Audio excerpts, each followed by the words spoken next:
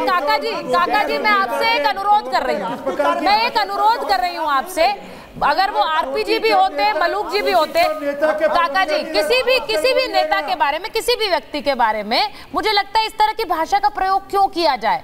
हम इसी की तो बात कर रहे हैं कि व्यक्तिगत टिप्पणियों से बचना चाहिए, क्योंकि वो उल्टा हम पर आ जाती है, एक उंगली उठाते 4 हम पर आती है।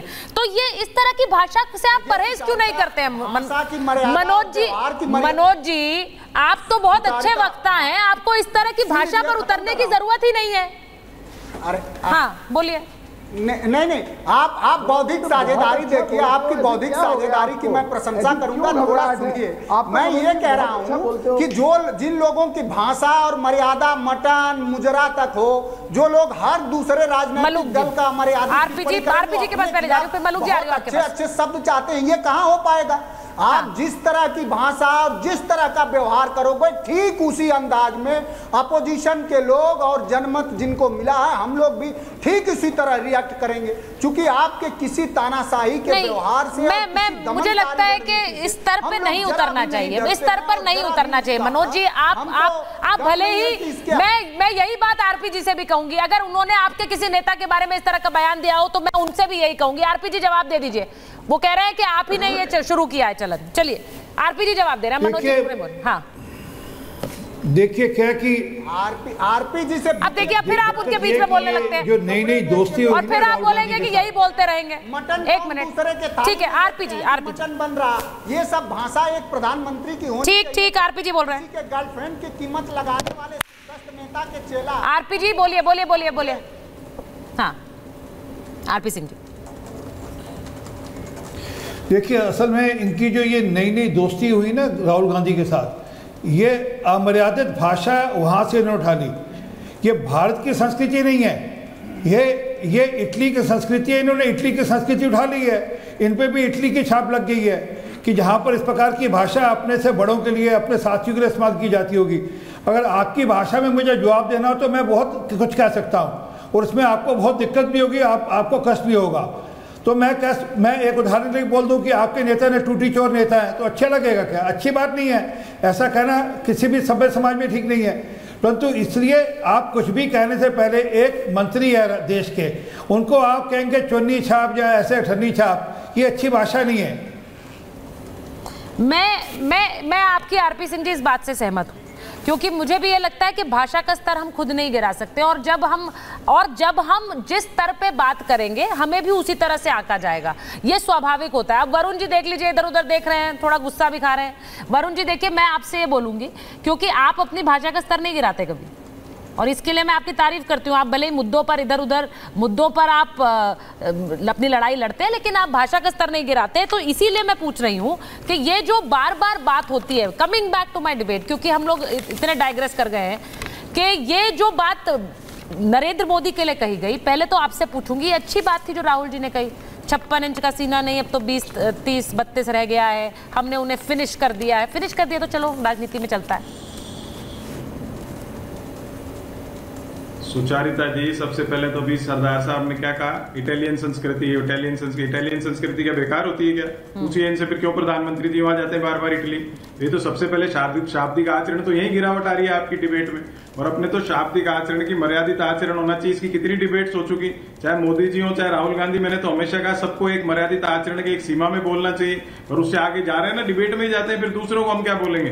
देखिए, किसी के लिए भी, किसी भी मनुष्य के लिए हम अगर कुछ बोलते हैं तो हमारा कोई अधिकार नहीं है, क्यों हर मनुष्य अपने फंडामेंटल राइट्स, अपनी जो भी उसकी प्रारब्ध है या जीवन के कर्म है, उसको लेकर के पैदा होता है। तो हमारे पास क्या अधिकार है? हम कोई भगवान तो है नहीं कि दूसरे पे टिप्पणी करेंगे आप ऐसे हो और आप वैसे हो। तो किसी के लिए भी टिप्पणी करना गलत है। शाब्दिक आचरण, मर्यादित आचरण सामाजिक राजनीतिक जीवन में सबसे ज्यादा आवश्यक है। सबसे ज्यादा इस 10 साल में क्यों देखा गया है? क्योंकि आप फिर कहोगे मोदी जी के लिए क्यों कह रहे हो? जो प्रधानमंत्री जो होते हैं, एक गार्जियन होते हैं फैमिली के, अगर वो अपना शाब्दिक आचरण गिराएंगे तो हम दूसरे हमारे नेताओं पर अपन कैसे प्रश्न करेंगे?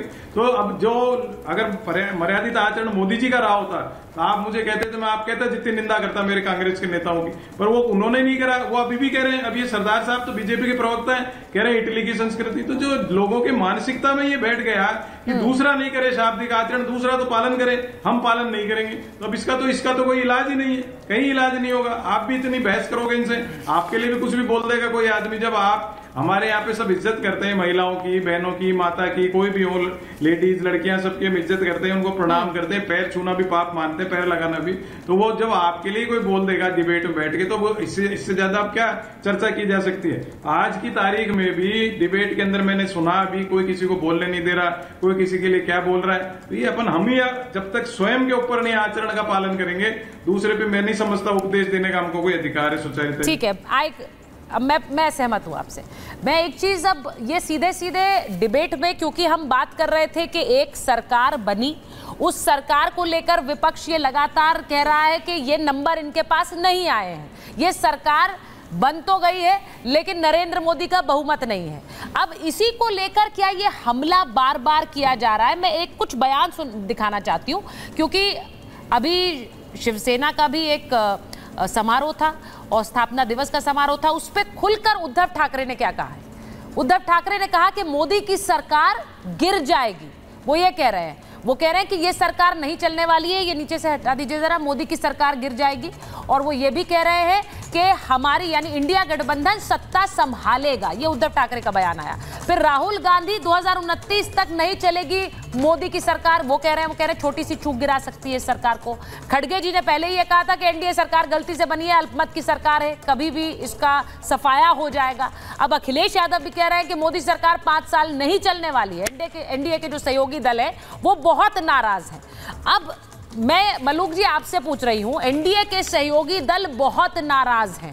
अब जिस दिन शपथ ग्रहण था उस दिन आपके नेता को लेकर भी कुछ तरह ऐसे बयान आए थे, वो नाराजगी दिखाने की कि मंच पर जगह नहीं मिली। अब ये जो नाराजगी है सहयोगी दलों की, जिसके सहारे विपक्ष कह रहा है कि सरकार उनकी कभी भी बन सकती है, बहुत से लोग हमारे संपर्क में हैं, मैं चाहूंगी उस पर जरा बोलिए आप। सुष्मिता जी, ये तो जिस दिन रिजल्ट आया बोले हम जीत गए, उसके कुछ दिन बाद बोले हम जीते हुए हैं, हम सरकार बनाएंगे। उसके बाद वहाँ 9 तारीख को शपथ ले ली, बोले अभी तो हम कुछ करने वाले हैं और कल कुछ होने वाला है, वहाँ शपथ भी होगी। मंत्रियों ने सबने शपथ ले ली, 100 दिन का रोड मैप तैयार हो गया, बोला कुछ होने वाला है। फिर स्पीकर ऐसे होने वाला है, स्पीकर उसका बनने वाला है। अरे ये बताओ, पहली बार तीसरी योजना में जो 15 साल तक चलेगी, 10 साल के बाद पहली बार प्रतिपक्ष का नेता बनाने का मौका मिला है। तुम पे प्रतिपक्ष का नेता तो अभी बना ही नहीं, और तुम सारे के सारे अपने आप को जीते हुए कहते हो हम जीत गए, हम जीत गए, हम जीत गए। उधर सरकार भी बन गई। भाई तुम नेता प्रतिपक्ष तो बना लो कम से कम, फिर सरकार गिरा लेना, फिर बीच में ही अपनी बना लेना, फिर बीच में ही मोदी जी को कह रहे हैं नहीं चला पाएंगे फिर कर लेना। नेता प्रतिपक्ष तो बना लो।